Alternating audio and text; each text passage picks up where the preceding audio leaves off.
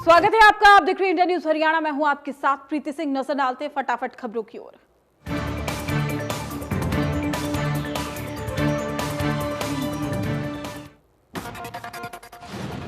वायुसेना का 88वां स्थापना दिवस आज गाजियाबाद के एयरफोर्स स्टेशन पर वायुसेना ने किया शक्ति प्रदर्शन। वायुसेना प्रमुख RKS भदौरिया समेत कई सेना के अधिकारी रहे मौजूद। स्थापना दिवस समारोह में शामिल होने के लिए CDS विपिन रावत भी हिंडन एयरबेस पहुंचे, जहां उन्होंने तिरंगे को सलामी दी।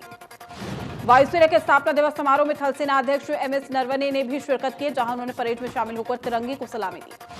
हिंडन एयरबेस पर सालाना परेड में वायुसेना के जवानों ने परेड निकालकर अपना दमखम भी दिखाया। एयर शो के दौरान वायुसेना के वीरों ने हैरतअंगेज करतब भी दिखाया, जिसमें आसमान से पैराशूट के जरिए लैंडिंग भी दिखाई गई। दुश्मनों के लिए कहर बनकर बरसने वाले राफेल ने भी एयर शो में अपना जलवा दिखाया। वायुसेना के बेड़े में शामिल Mi-17 हेलीकॉप्टर ने भी हवा में हैरतअंगेज करतब दिखाया। वायुसेना के स्थापना दिवस पर दुश्मनों की पल पल की खबर रखने वाले रोहिणी रडार सिस्टम को भी प्रदर्शित किया गया है। एयरफोर्स डे पर पीएम मोदी ने ट्वीट के जरिए लिखा, बधाई देते हुए भारत की रक्षा के लिए वायुसेना का साहस प्रेरित करने वाला। पीएम मोदी ने वायुसेना के स्थापना दिवस पर एक वीडियो भी ट्वीट किया है, जिसमें पीएम मोदी वायुसेना के जवानों के साथ नजर आ रहे हैं। बिहार चुनाव के पहले चरण के लिए नामांकन का आखिरी दिन आज 28 अक्टूबर को होगा पहले चरण के लिए मतदान। प्रधानमंत्री नरेंद्र मोदी आगामी त्योहारों और ठंड के मौसम में कोरोना महामारी से बचाव के लिए आज जन आंदोलन की शुरुआत करेंगे। प्रधानमंत्री मोदी ट्वीट के जरिए इस अभियान की शुरुआत करेंगे। इस अभियान में कोरोना से बचाव के लिए मास्क पहनना, सामाजिक दूरी का पालन करना और हाथ धोना है। इसी सिद्धांत का पालन करते हुए सार्वजनिक स्थानों पर इन उपायों के बारे में जागरूकता बढ़ाने के लिए अभियान को शुरू किया जाएगा। पूरी दुनिया में कोरोना से लोगों का बुरा हाल है। अब तक कोरोना से गई 10,60,000 से ज्यादा लोगों की जान। कुल मरीजों की संख्या हुई 3,63,86,000 के पार। अमेरिका में कोरोना ने मचाई सबसे ज्यादा तबाही। लगातार बढ़कर मरीजों की संख्या 77,76,000 के पार। अब तक 49,83,000 से ज्यादा मरीज हुए रिकवर। ब्राजील में कोरोना से लोगों में दहशत का माहौल। कुल मरीजों का आंकड़ा हुआ है 50 लाख के पार। अब भी 4,62,000 से ज्यादा केस एक्टिव। रूस में कोरोना का आतंक जारी। लगातार बढ़कर मरीजों की संख्या हुई 12,48,619। अब तक 21,865 लोगों की कोरोना से हुई मौत। स्पेन में नहीं थम रही कोरोना की रफ्तार। अब तक सामने आया 8,72,000 से ज्यादा मरीज। कोरोना से 32,562 लोगों की मौत। दक्षिण अफ्रीका में कोरोना से लोगों का बुरा हाल। कोरोना से 17,248 मरीजों की मौत। कुल मरीजों की संख्या 6,85,000 के पार। अब तक 6,18,000 से ज्यादा मरीज हुए रिकवर। देश में एक दिन में सामने 78,809 नए केस। 963 लोगों की हुई मौत। कुल मरीजों की संख्या 68,32,000 के पार। देश में कोरोना ने महाराष्ट्र में मचाया सबसे ज्यादा तांडव। एक दिन में कोरोना से हुई 355 लोगों की मौत। कोरोना के मामले में देश में दूसरे नंबर पर आंध्र प्रदेश। लगातार बढ़कर कोरोना मरीजों का आंकड़ा हुआ 7,34,427। अब भी 49,513 केस हैं एक्टिव। कर्नाटक में एक दिन में सामने आए हैं कोरोना के 10,947 नए मरीज। कुल मरीजों की संख्या हुई 6,68,000 के पार। उत्तर प्रदेश में कोरोना से लोगों में दहशत। एक दिन में गई 47 लोगों की जान। कुल मौत का आंकड़ा हुआ 6,200। दिल्ली में लगातार बढ़ रहा कोरोना मरीजों का आंकड़ा। 24 घंटे में सामने आए 2,871 नए मरीज। 35 लोगों की हुई मौत। पंजाब में भी नहीं थम रहा कोरोना का कहर। कुल मरीजों की संख्या हुई 1,20,000 के पार। अब तक 3,712 लोगों की हुई मौत। प्रदेश में पिछले 24 घंटे में कोरोना के 1,283 नए मामले सामने आए हैं। वहीं 19 लोगों की कोरोना से मौत हो गई, जिसके बाद मौत का आंकड़ा 1,528 पहुंचा। प्रदेश में कोरोना के 11,029 एक्टिव केस हैं। वहीं रिकवरी रेट बढ़कर 90.86% हुआ है। आपको बता दें कि 10 लाख लोगों में 82,987 लोगों की जांच हुई। गुरुग्राम में 293 नए केस और 2 की मौत। वहीं फरीदाबाद में 178 नए केस। वहीं जींद में 73 नए केस सामने आए। हरियाणा में 15 अक्टूबर से खुलेंगे स्कूल। 6ठी से 10वीं तक की कक्षाएं होंगी शुरू। नर्सरी से 5वीं के बच्चों के बाद में उनको बुलाया जाएगा। भिवानी महेंद्रगढ़ लोकसभा क्षेत्र से सांसद धर्मवीर सिंह ने भिवानी में आधा दर्जन मंडियों का दौरा कर फसलों की खरीद का जायजा लिया है। मंडियों में किसानों की समस्याओं को भी सुना। इस दौरान धर्मवीर सिंह ने यह भी कहा कि मंडियों में कपास, बाजरा और मूंग की खरीद प्रदेश सरकार MSP पर कर रही है। परिवहन मंत्री मूलचंद शर्मा ने निजी स्कूल बसों की न चलने पर भी जुलाई महीने के बाद से टैक्स वसूलने के मुद्दे पर कहा कि निजी स्कूल संचालक सीएम से मुलाकात करें, सीएम आश्वासन देंगे तो टैक्स माफ कर दिया जाएगा। मूलचंद शर्मा ने जानकारी देते हुए बताया कि खनन विभाग में 2019 और 20 में 331 करोड़ रुपए का राजस्व प्राप्त हुआ था, जबकि साल 2020 और 21 में अप्रैल से सितंबर तक 338 करोड़ रुपए का राजस्व मिला है, जिससे पता चलता है कि विभाग ने ईमानदारी से काम किया। वहीं दिल्ली सरकार पर निशाना साधते हुए मूलचंद शर्मा ने कहा है कि दिल्ली सरकार की अनुमति नहीं मिलने से यात्रियों को इसका खामियाजा भुगतना पड़ रहा है। ये दिल्ली सरकार की छोटी सोच है, जिससे गरीब आदमी पर बोझ पड़ रहा है। पंजाब सरकार ने अभी तक हरियाणा रोडवेज की बसों को पंजाब में चलने की अनुमति नहीं दी है, जिससे यात्रियों को भारी परेशानी का सामना करना पड़ रहा है। हरियाणा पंजाब बॉर्डर पर अनुमति नहीं होने से हरियाणा रोडवेज में सवार यात्रियों को बॉर्डर पर ही उतरना पड़ता है। हैरानी की बात यह है कि निजी बसों को बॉर्डर पर कोई रोक टोक नहीं। सोनीपत में इनेलो नेता अभय चौटाला ने प्रेस कॉन्फ्रेंस की। इस दौरान अभय चौटाला ने कहा कि हाथरस घटना के बाद आरएलडी नेता जयंत चौधरी पर लाठीचार्ज गलत, मुजफ्फरनगर में इकट्ठा होंगे लाखों किसान, यूपी सरकार रोक सके तो रोके। कृषि अधिनियमों को लेकर अभय चौटाला ने कहा कि केंद्र सरकार 3 बिलों के जरिए किसानों को बर्बाद करना चाहती है। साथ ही कहा कि किसान की आय बढ़ने वाला कानून बनाए सरकार। इसके अलावा अभय चौटाला ने कहा कि स्वामीनाथन की रिपोर्ट लागू करने का दावा बीजेपी भूल गई है। साथ ही ये भी कहा कि एमएसपी से नीचे फसल खरीदने वालों पर हो कार्रवाई। कुरुक्षेत्र के गुरुद्वारा छठी पातशाही में श्रोमणी अकाली दल की हरियाणा इकाई की बैठक हुई, जिसमें कृषि अधिनियमों को लेकर दिए गए किसानों को समर्थन को लेकर रणनीति बनाई गई। सिरसा में कृषि कानूनों के खिलाफ किसानों ने शहीद भगत सिंह स्टेडियम के सामने धरना शुरू कर दिया। आपको बता दें कि सुप्रीम कोर्ट आदेश के बाद धरना स्थल की जगह में बदलाव किया गया था। जिला प्रशासन की सहमति के बाद किसानों को शहीद भगत सिंह स्टेडियम के सामने धरने के लिए जगह उपलब्ध कराई गई, जहां किसान सरकार के खिलाफ रणनीति भी तैयार करेंगे। पानीपत में ओपी धनखड़ ने विपक्ष पर निशाना साधते हुए कहा कि बीजेपी में साधारण कार्यकर्ता राष्ट्रीय अध्यक्ष और प्रधानमंत्री भी बन सकता है, लेकिन दूसरी पार्टियों में ऐसा नहीं। ओपी धनखड़ ने कांग्रेस की खेती बचाओ यात्रा पर बोलते हुए कहा है कि कांग्रेस नौटंकी कर रही है। उन्होंने कहा है कि एमएसपी नहीं होगी, खत्म, मंडी चलती रहेगी। बड़ौदा उपचुनाव को लेकर ओपी धनखड़ ने कहा है कि विकास के नाम पर चुनाव लड़ा जाएगा। वहीं उन्होंने ये भी कहा है कि हुड्डा की सरकार ने 10 साल में बड़ौदा में कोई विकास नहीं किया। बिहार और बड़ौदा के चुनावी रण में प्रचार करेगी बबीता फोगाट। खेल विभाग के डिप्टी डायरेक्टर पद से दिया इस्तीफा, अगस्त में ही की थी ज्वाइनिंग। बड़ौदा उपचुनाव के लिए कांग्रेस ने बढ़ाया आवेदन की तारीख। टिकट के दावेदार 8 अक्टूबर तक भेज सकते हैं आवेदन। कांग्रेस के दिल्ली कैंप ऑफिस में आवेदन भेज सकते हैं। हरियाणा के मुख्य सचिव विजय वर्धन ने उपायुक्तों को प्रदेश में पराली जलाने के जीरो वार्निंग के लक्ष्य को प्राप्त करने के लिए इन सीटू और साथ ही एक्स सीटू प्रबंधन और साथ ही छोटे एवं सीमांत किसानों को प्राथमिकता आधार पर फसल अवशेष प्रबंधन के उपकरण मुहैया कराए। मुख्य सचिव ने कहा कि फसल अवशेष प्रबंधन के तहत रेड जोन में आने वाली पंचायतों को अच्छा प्रदर्शन करने पर राज्य स्तर पर पुरस्कृत किया जाएगा, जिससे पहला स्थान हासिल करने वाली पंचायत को 10 लाख रुपए, दूसरे को 5 और तीसरे को 3 लाख रुपए इनाम दिए जाएंगे।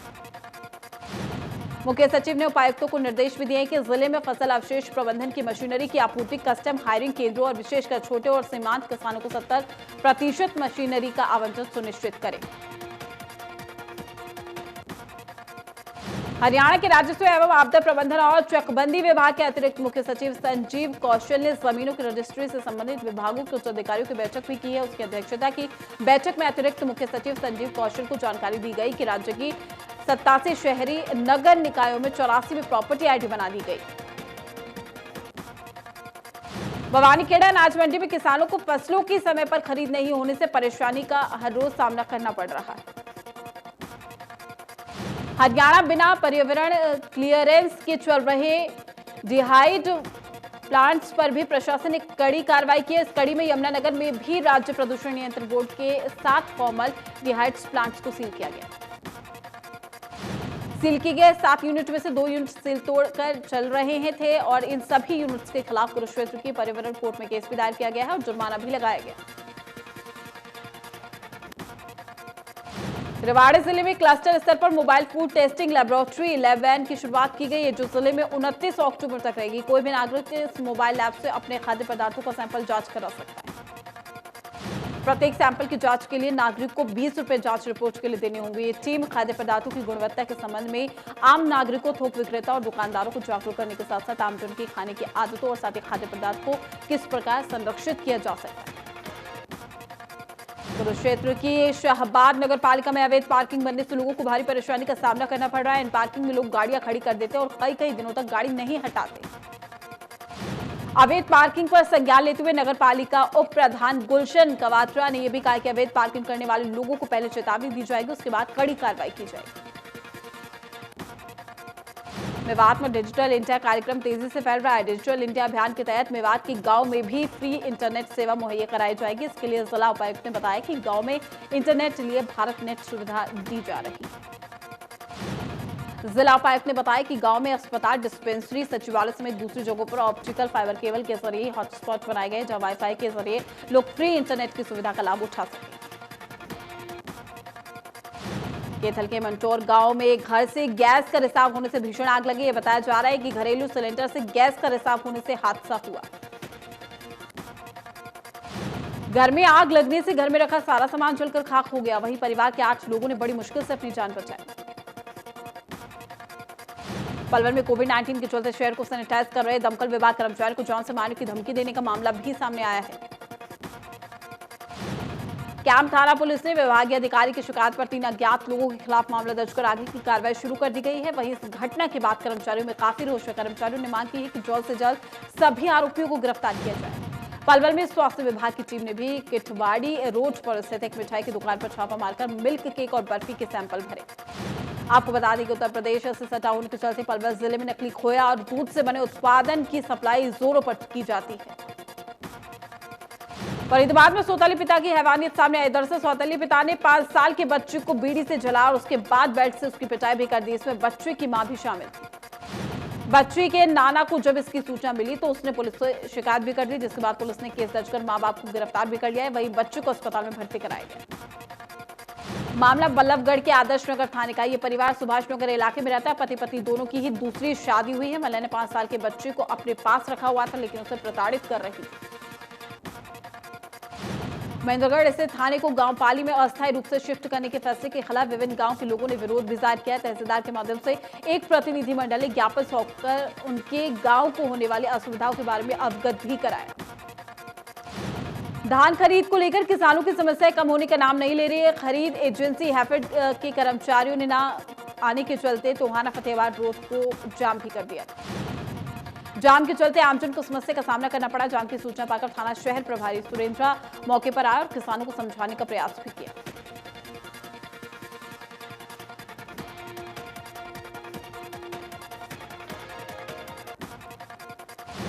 हादसे में बदमाशों का तांडव देखने को मिला, जहां बदमाशों ने व्यापारी से 11 लाख रुपए लूटने के बाद व्यापारी को कार में जिंदा जला दिया।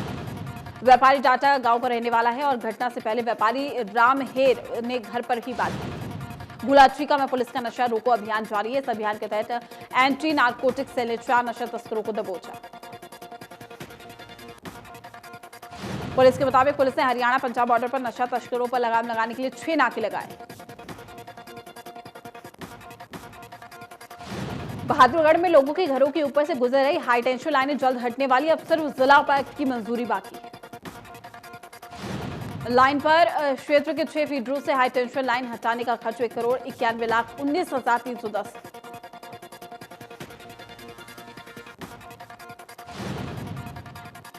कुरुक्षेत्र में लाडवा के सरकारी अस्पताल में लापता युवक ने परिजनों ने हंगामा कर दिया है। 3 दिन से लापता युवक कचरा मिलने के बाद से परिजनों ने आरोपियों की गिरफ्तारी की मांग की। मृतक युवक के भाई ने मृतक के दोस्तों पर आरोप लगाते हुए कहा कि उन्हें शक है कि उनके भाई की हत्या उनके दोस्तों ने ही की है, लेकिन पुलिस ने उनके खिलाफ कोई कार्रवाई नहीं की।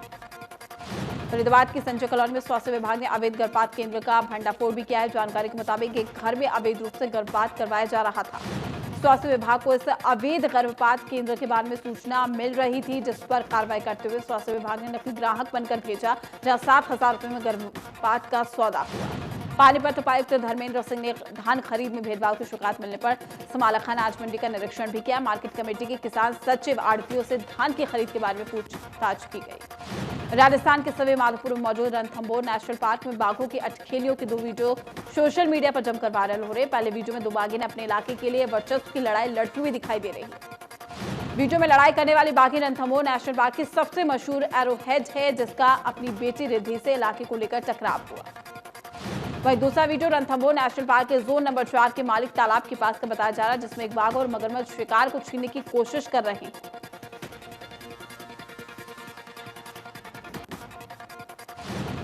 हरियाणवी डांसर सपना चौधरी की मां बनने के बाद ये भी खुलासा हो गया कि उन्होंने शादी कब की थी। इंडिया न्यूज हरियाणा के पास एक्सक्लूसिव फोटो आई, जिसमें सपना और वीर साहू एक दूसरे को वरमाला पहनाते हुए नजर आ रहे हैं। सपना चौधरी पिछले साल 15 दिसंबर को उत्तर प्रदेश के बलिया गई थी। वहां उन्होंने द वैदिक प्रभात फाउंडेशन के दफ्तर में वीर साहू से शादी की। भजन सम्राट अनूप जलोटा और जस्मीन मथारू की अपकमिंग फिल्म वो मेरी स्टूडेंट है का फर्स्ट लुक रिलीज किया गया है, जिसमें अनूप जलोटा और जसलीन एक साथ नजर आने वाले। Actor Ali Fazal Hollywood film कॉडनेम Johnny walker में लीड रोल में नजर आने वाले हैं। अली जल्द ही इस फिल्म की शूटिंग के लिए अमेरिका जाएंगे और लॉस एंजेलिस को स्टूडियो में शूटिंग भी उनकी होगी। पंजाबी एक्ट्रेस हिमांशु खुराना कोरोना से जंग जीत चुकी है। 29 सितंबर को ऑक्सीजन की कमी के चलते हिमांशु को अस्पताल में एडमिट किया गया था। अब वो फिट होकर घर वापस आ चुकी है।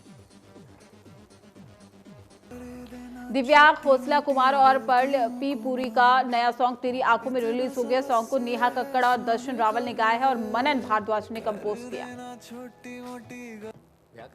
यामी गौतम और Vikrant Massey starrer film Ginny with Sunny Netflix पर 9 अक्टूबर को रिलीज होगी। एक रोमांटिक कॉमेडी फिल्म है जिसे विनोद बच्चन ने प्रोड्यूस किया। फिल्म के गाने रिलीज से पहले हिट हो चुके हैं। आपका नाम गीता होना है। मिर्जापुर 2 के ट्रेलर को रिलीज होते ही इसके बायकट की मांग उठने लगी, जिसकी वजह अली फजल और फरहान अख्तर का होना है। अली फजल सीए एनआरसी के खिलाफ प्रोटेस्ट कर रहे लोगों को सपोर्ट करने गए थे, जिसके बाद से मिर्जापुर 2 के सोशल मीडिया पर बायकॉट का मांग उठने लगी। एक्टर जितेंद्र अपनी बेटी एकता कपूर के वेब शो बारिश से डिजिटल डेब्यू करेंगे। शो में जितेंद्र जीतू जी गांधी नाम के हीरो हीरा व्यापारी का रोल निभाते हुए नजर आएंगे। साइंस फिक्शन वेब सीरीज में एक साथ नजर आएंगे राधिका आप्टे और विजय वर्मा। इस वेब सीरीज का निर्देशन शिप ऑफ थ्रीसियस के लिए राष्ट्रीय पुरस्कार हासिल कर चुके निर्देशक आनंद गांधी करेंगे। फिल्म गिनी वेट से सनी का नया सॉन्ग रूबरू रिलीज हो गया। सोनी म्यूजिक इंडिया के बैनर तले ये सॉन्ग रिलीज किया गया है। सॉन्ग को कमाल खान ने गाया।